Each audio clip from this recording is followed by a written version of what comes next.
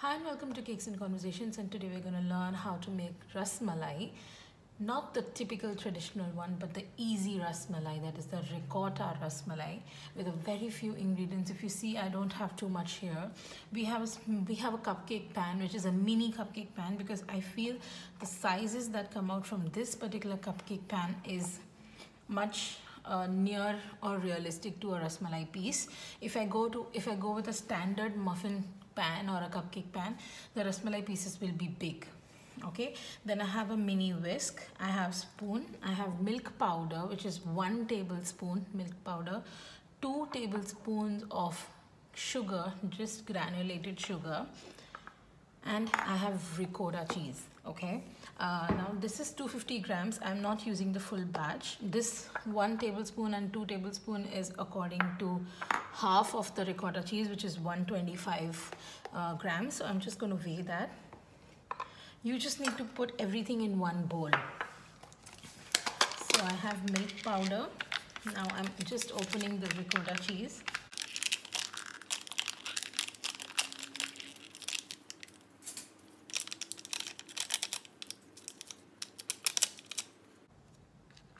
Ricotta cheese, it's not something like very hard cheese, but it is more like paneer. It's more like crumbly paneer. So that is the only reason that this is considered for making ras malai and not any other cheese. It gives you a very near texture to chena. Okay, so now I'm putting my scale on 0 and I'm just scooping out 125 grams. If you see, it's not really very hard cheese. Like, I cannot grate it, of course. You can't grate this cheese. It's a soft cheese.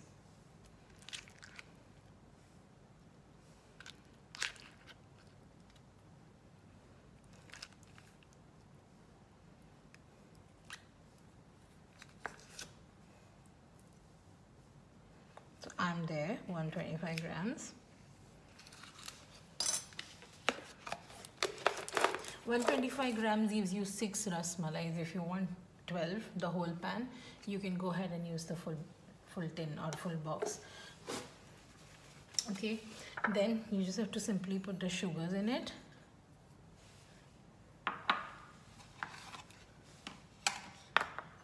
It's a very easy and a simple recipe. Go ahead and just whisk it or mix it.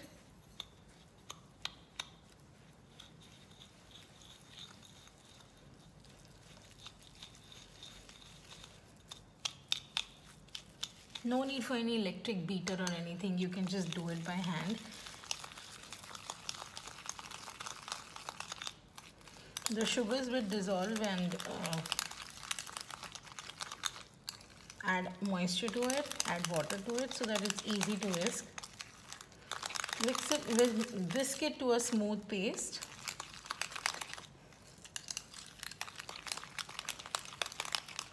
While we are doing this, at the same point of time, I will go ahead and preheat my oven to 180 degrees centigrade.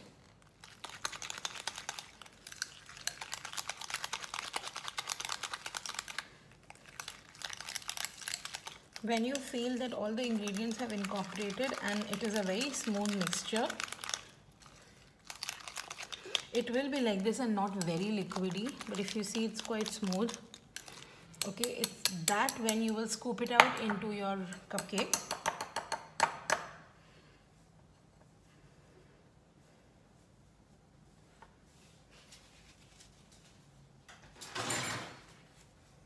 I'm going to scoop. This gives me 6 ras malai, so I'm going to scoop it out into 6 portions.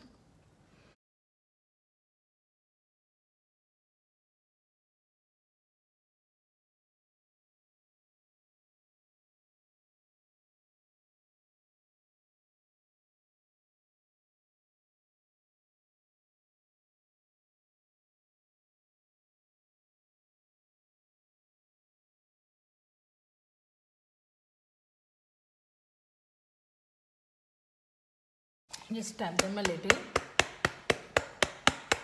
so you will know like which pan to fill where, because we need to fill it to the top. So this is having some space.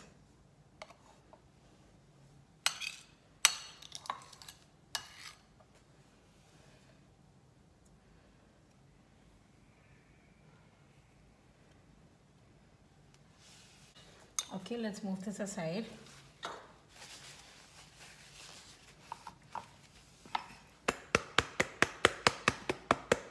Alright, you don't need to be, smoothing on the tops and all. When it goes in the oven, it will automatically be done. So this is how it looks for now. I'm just putting in this, I'm putting in my preheated oven, which was preheated at 180 degrees centigrade. And I'm putting this for like good 35 to 40 minutes. Meanwhile, the chena balls or the ricotta balls are in the baking in the oven. We need to complete the ras malai by adding the ras to it. The malais are baking. So for the ras, I've already prepared this last night. It is nothing but a very simple proportion of 2 parts of milk and 1 part of condensed milk. You need to cook it on a high flame first to bring it to a boil, and then you have to reduce the flame and cook it for like good 10-15 minutes to thicken up. And I've just added some extra color, kesar, and some cardamom powder to it. So this is what we have, the milk here. Okay, as soon as we need this to be prepared advance, because as soon as we get the balls out from the oven, the malai balls from the oven, we need to immediately put it into this so that the hot malai balls will soak up the milk in them. All right, so we need to prepare that, and I think the 40 minutes is a good time for this to be prepared. In the oven, the ras malai balls will puff up like this.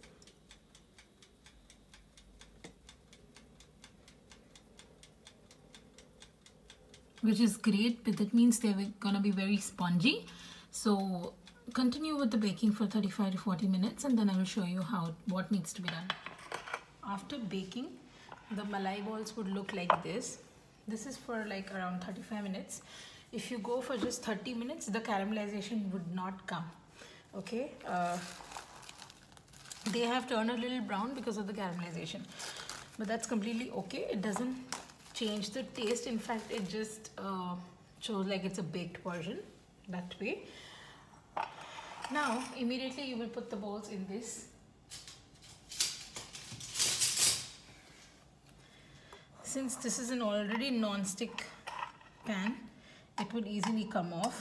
So if you see, it's already left the sides, but it's very, very, very soft. So I prefer to, directly just top it over the milk.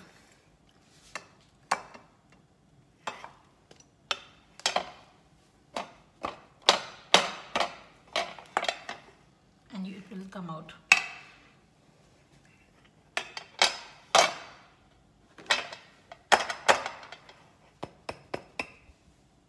Done. Okay, so since this is already in the milk that we have prepared, allow it to soak for a while. This would take good 24 hours. This ras malai will taste good after 24 hours. It's very easy to make.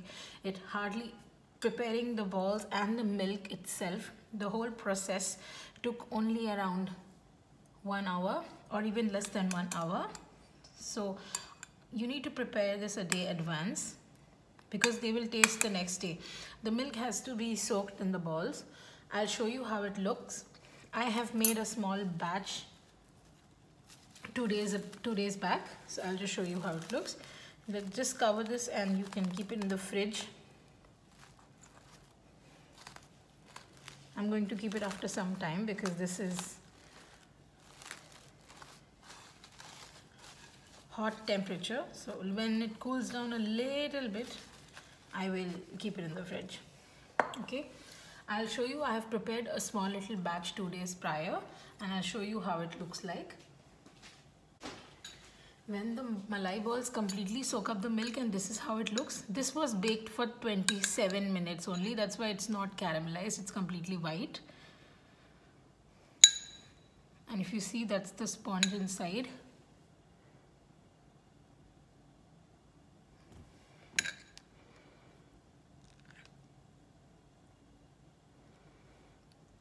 Such a beautiful rasmalai texture, such a beautiful taste. If you want to add a little flavoring to your malai balls, you can also add little cardamom and kesar, same way that you've done to the milk, so it will be a little more flavorful. But these are the simplest ever rasmalai and the tastiest rasmalai, which is almost 90% close to rasmalai. I hope you make this recipe, enjoy it. Do tag me on my Instagram account. It's by the same name, Cakes and Conversations. And you can also mention in the comment below that how you found this recipe if you've made it. Thank you so much for watching.